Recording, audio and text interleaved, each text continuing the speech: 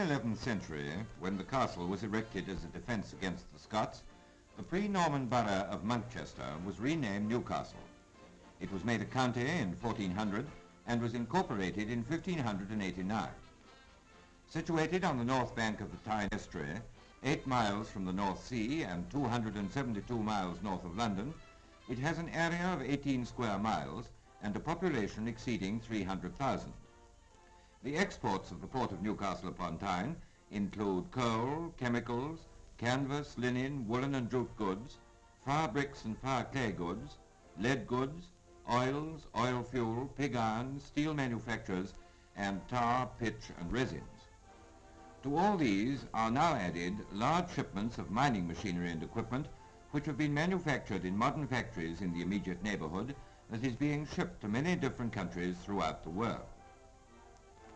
6 bridges, the High Level for road and rail traffic, the Scotswood Suspension for road traffic, the King Edward VII for road traffic, the Redhouse Swing Bridge for road traffic, and the Tyne for road traffic, connect the city of Newcastle with Gateshead on Tyne, where on a large industrial site are the modern factories of one of the largest manufacturers of mining machinery and plant in Great Britain, conveniently placed in the neighbourhood of the large coalfields in Northumberland and Durham, and very central for the rest of the British Isles.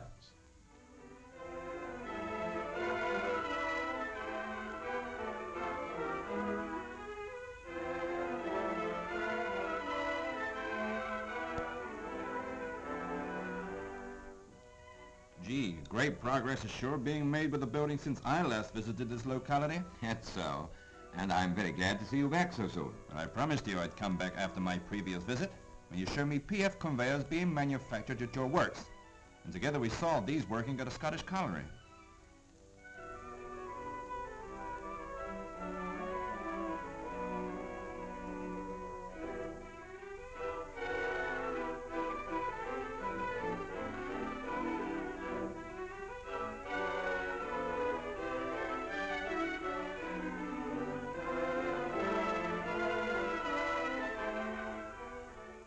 Have you anything new to show me this time? Well, yes, there's something quite revolutionary. At least revolutionary in the British sense. I guess we're going to hear another of these examples of British modesty. And that when an Englishman says he has got something revolutionary in the British sense, it will be just as revolutionary in the American sense. I hardly think what I'm going to show you, reversible belt conveyors, you'd find revolutionary in America. There are plenty of American conveyors that are run in reverse, but not so very many manufacturing firms who claim reversibility for their conveyors. Well, so far as I know, we are the only firm in Britain who do make this claim.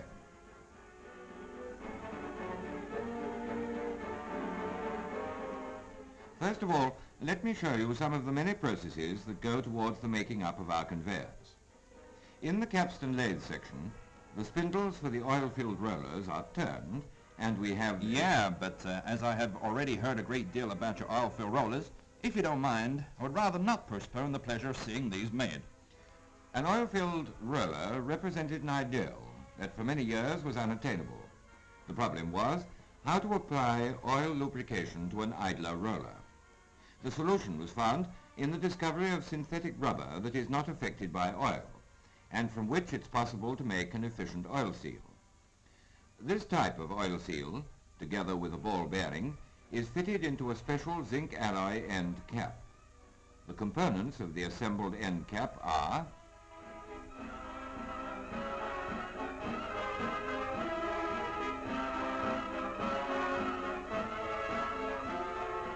the end cap itself, the oil seal, a ball race, and a washer. The next process is the fitting of the spindle.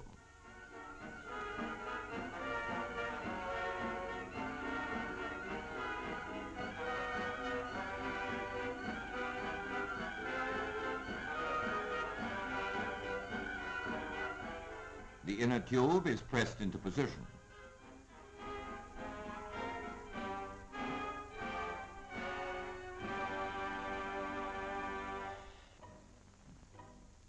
And this inner tube is filled with oil.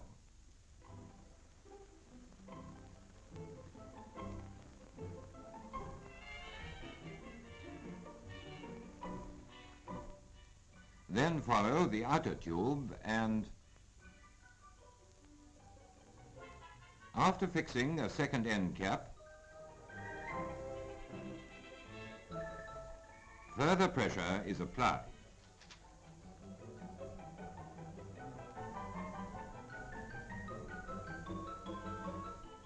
The rollers are completed by drilling and riveting. I certainly can see big possibilities in this principle. Yes, quite. We use it in the making of drums for belt conveyors and other similar equipment.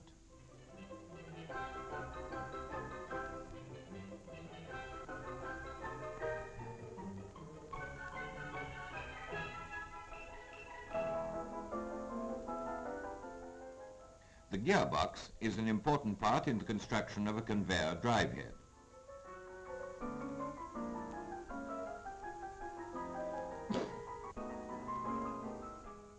One of the last machining operations on the gearbox is drilling the holes for the bolts which eventually attach it to the drive head.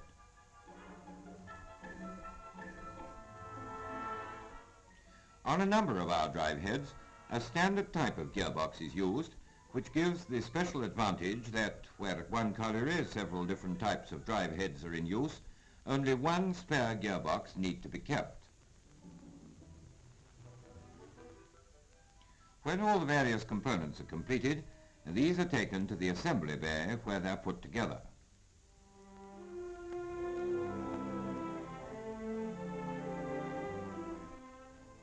In the welding shop, roller stools for both the carrying and return belts are constructed. Well, as time is getting short, and although I enjoy looking around your works, I feel sure you have something more important to tell me. Please do this now.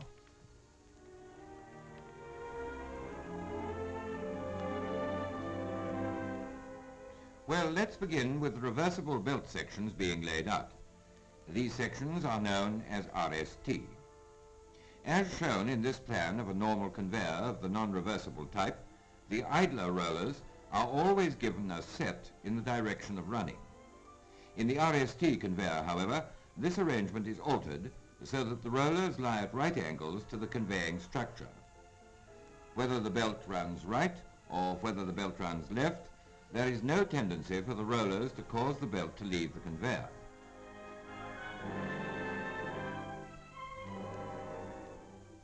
The speed with which the LFT three-roller reversible section is assembled is what I'm showing you next. First, the bottom portions of the roller stools are laid down. Next, the top portions are put into position and side plates are put between these.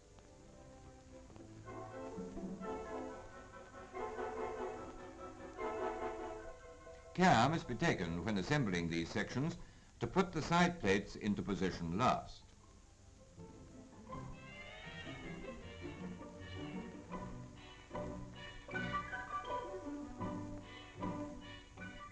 Plates can be provided to form a complete cover trough for the return belt. The purpose of this tilting carrier is to provide rollers with set in whichever way the belt is running. Well, I have certainly enjoyed going over your works again, and have learned a great deal about the merits of your reversible belt conveyor. I guess we had now best go to a colliery to see the conveyors in actual use.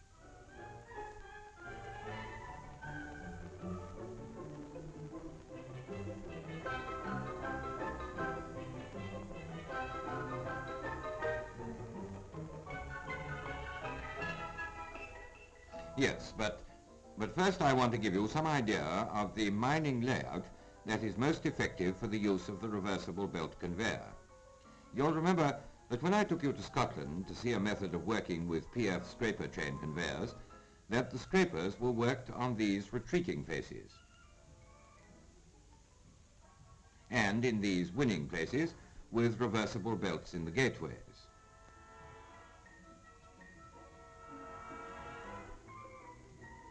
Today, I'm going to show you a variation of this method. Bottom belt conveyors on the face with a long wall loading machine, where again the success of the scheme depends on the reversible belt conveyors in the headings. And now off to the colliery.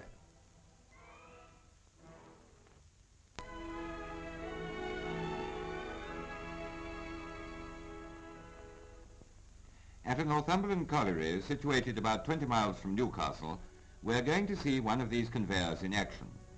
It's at this colliery, more than any other, that the principle of reversibility has been established. Thanks to its enlightened management, this colliery is in the forefront of technical progress, and through its technical training schemes, this colliery has produced many of the finest mining engineers that are in the coal mining industry today. Training is sure important.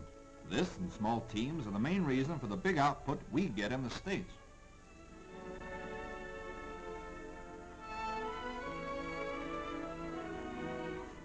In this country, too, we're beginning to realize the benefits of small teams. In the workings here, the face team is reduced to 5 men, as compared with the 20 or 30 who usually deal with the long wall face. We have, however, not abandoned long wall. In fact, it would be difficult to do so.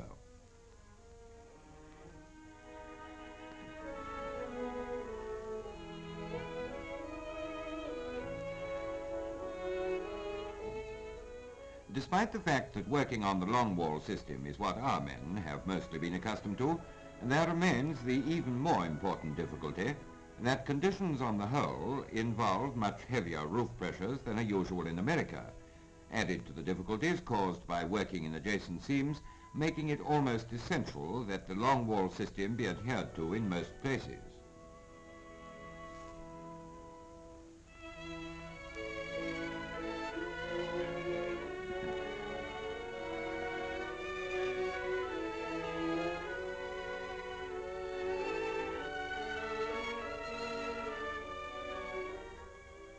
And do you notice anything odd about this belt? I think I do. It's running in reverse. That's right. I need hardly tell you that this means that men and materials can be carried in by, thus eliminating the need for a tubway. Well, that's great, as in turn, it means the elimination of stonework.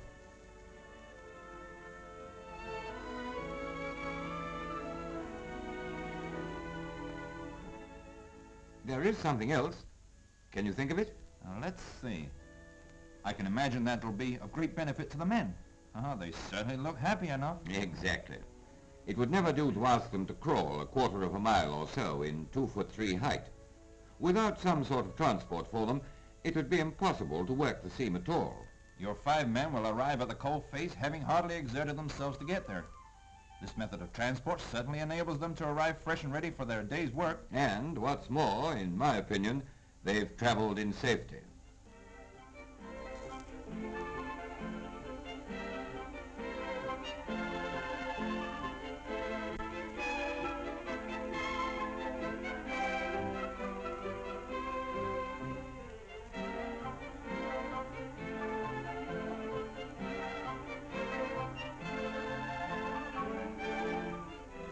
The great advantage of the reversible belt is that it delivers in materials.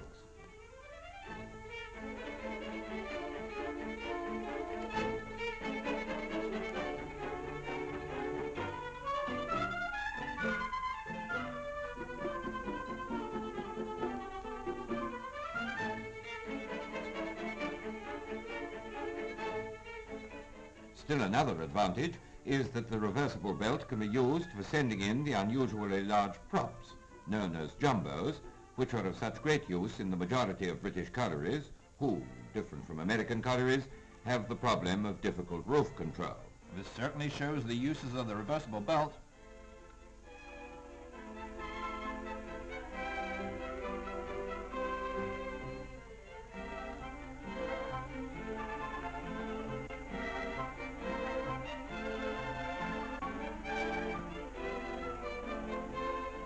In this district, the face is worked by a long wall face loader and a bottom belt conveyor. The coal is ploughed off from the bottom belt conveyor and is carried out on the reversible belt. Say, I've only just noticed that the belt is now running in the opposite direction to that when the men, the props, and the material were going in. That sure convinces me that it works equally as well in both directions.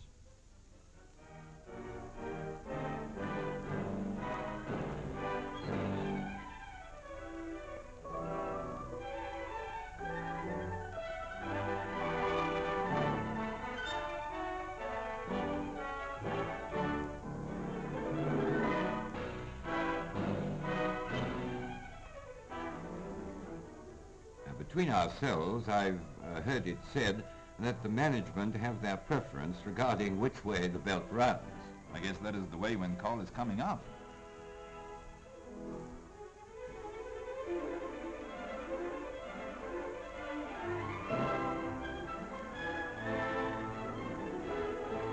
Especially when it's good coal like this.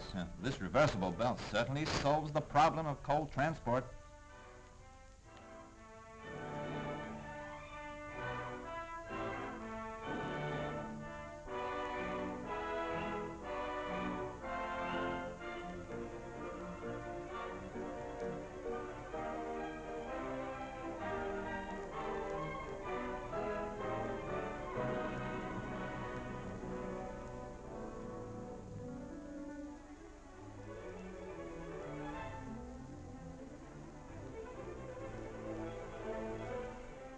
One of the most difficult transport problems is the carrying in and out of the sections used for the conveyor. A special boat-shaped frame, which has become known as the Queen Mary, fits the roller troughing and spans 2 roller sets. With it, the sections are taken in when advancing and out when retreating.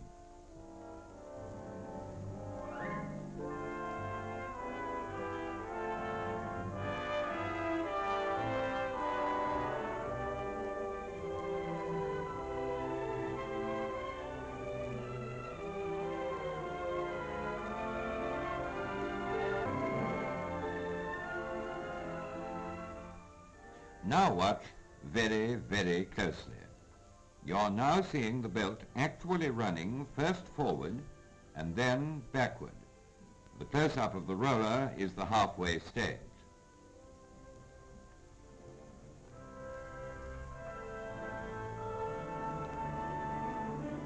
That should convince everybody.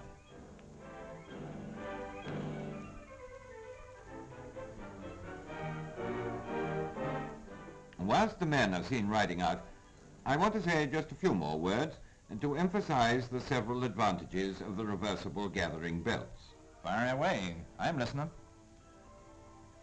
And so am I, Oh, and who are you?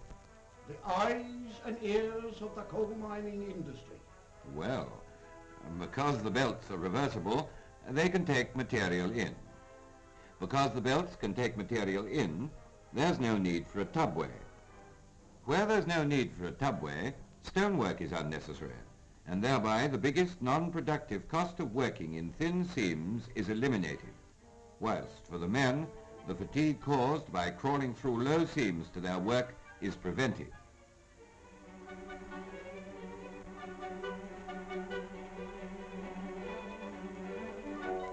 One other thing that's important. Safety for the men whilst travelling on the belt is assured by providing signalling wires which enable the belt to be stopped. And incidentally, this particular belt has been running for over 3 years. The belt is always stopped for each man when getting off and when getting on. Now, does that satisfy you? It sure does. And how about you, coal mining industry? Absolutely. But in conclusion, let's all ride in and out as proof that the belt actually does reverse. All right.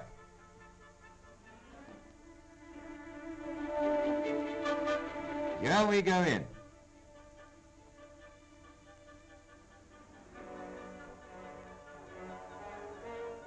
Reverse, and here we come out. Amazing, isn't it? I'd call it sensational. I call it the most inspiring and hopeful development in the industry.